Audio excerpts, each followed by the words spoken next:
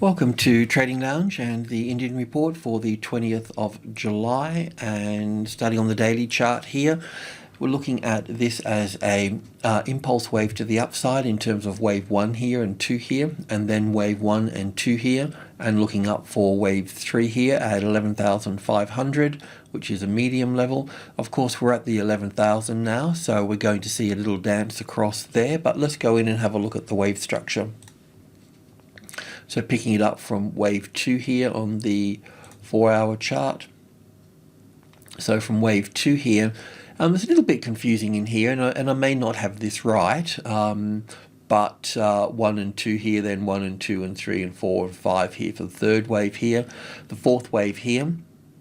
Now also too, with this fourth wave here, it could sit here, and it could also sit on the next low as well over here for this. I'll leave this here for the time being, but the counts that when we go intraday here, we'll have the wave 4 sitting on this low here. And the reason for that is because I want to be conservative in the move to the upside here. So if I have this over here, then my expectations will be just tracking these 5 waves. And if I see that the following move lower is corrective, well then we can move this back over here as such. So the intraday counts coming into the 1-hour chart will have, oh no, I haven't, no, this is how I've done this one here, just to explain it.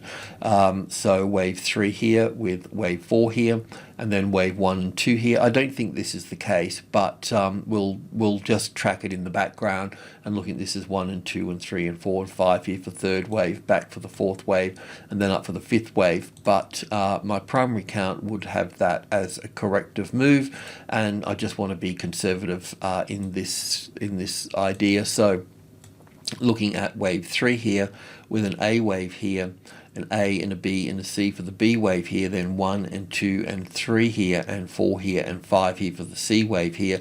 It hasn't made a new low here, I'm aware of that.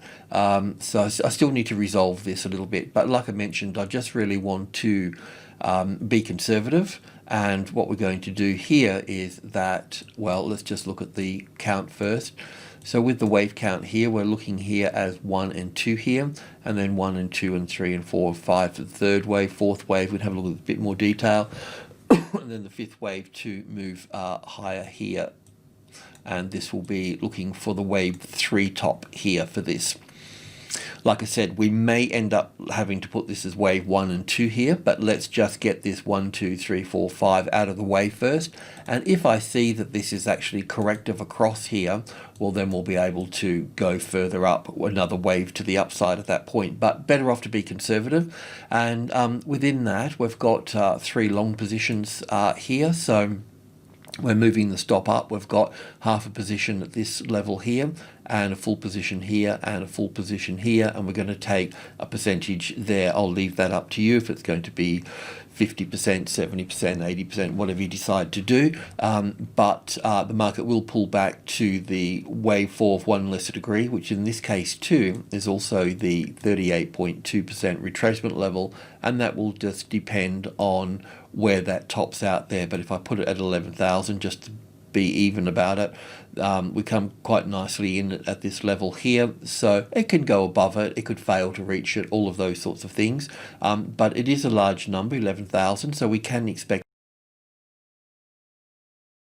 the market to see profit taking at that space and pull us back into this area through here. I don't think the tick chart can do us much more in this instance, but we'll just have a quick look anyway.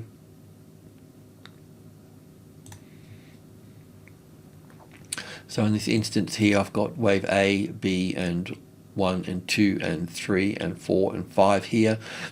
Yeah, it's a bit tricky, but I mean, the reason I count it this way 4 is because I can look at this as 1 and 2 and 3 and 4 and 5 here.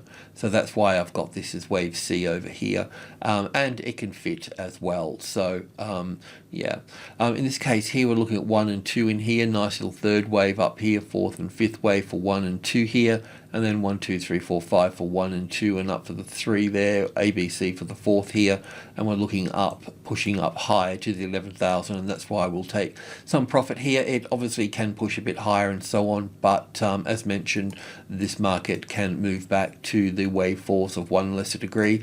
We just should see some sort of, the main point here is that we will see some sort of pattern across the 11,000 here for that.